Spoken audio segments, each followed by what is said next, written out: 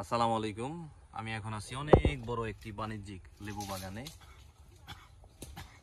এই বাগানটি আমাদের ছোট ভাই শরীফ বাগান থেকে লেবু সংগ্রহ করছে।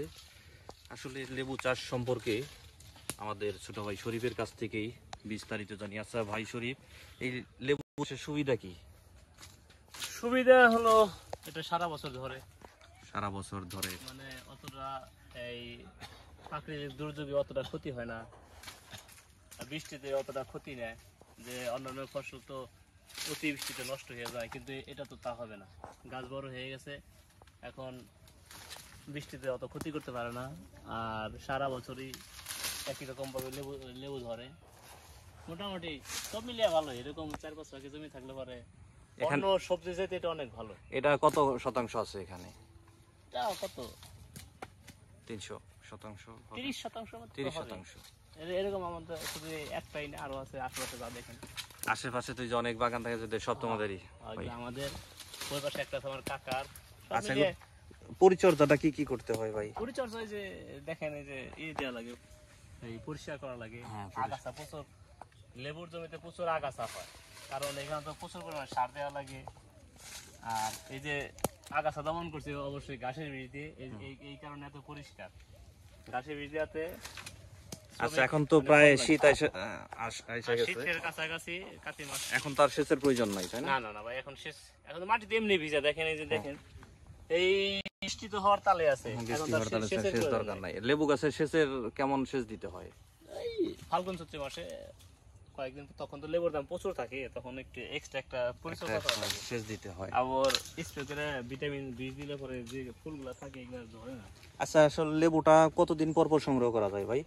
এটা তো ভাই লেবু যেমন আজকে ছিটতেছি, হয়তো বা আবার 15-20 দিন পরে ছেড়ে দেবে।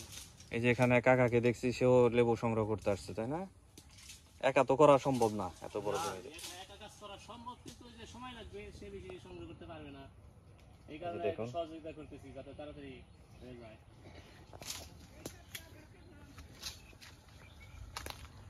তো কীটনাশক কি প্রয়োজন পড়ে এগুলিতে ভাই? হ্যাঁ, লাগে অনেক সময়।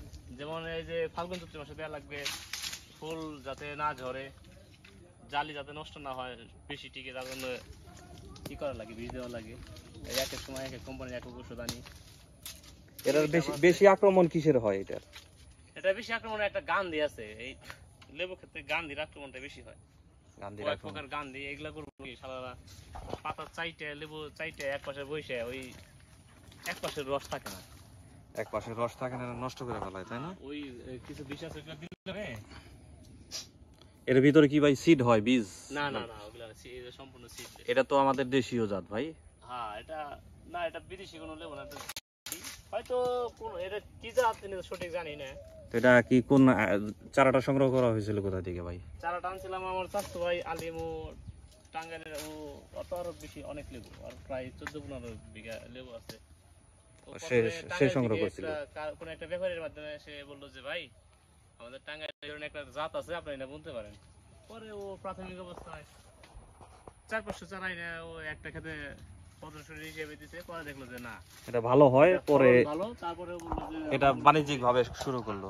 তখন ও বললো যে এই চারাগুলা নিয়ে পুনে খেতে এগুলা অনেক ধরে। পরে দেখলাম যে না, আমরা এই ক্ষেত্রে প্রথমে ওই ট্রায়াল দিলাম, পরে দেখি যে না, প্রচুর ধরে। তার কারণে আরো কয়েকটা খেতে এগুলো বোনা হয়েছে। এটা তো সাইজও মোটামুটি আলহামদুলিল্লাহ ভালো।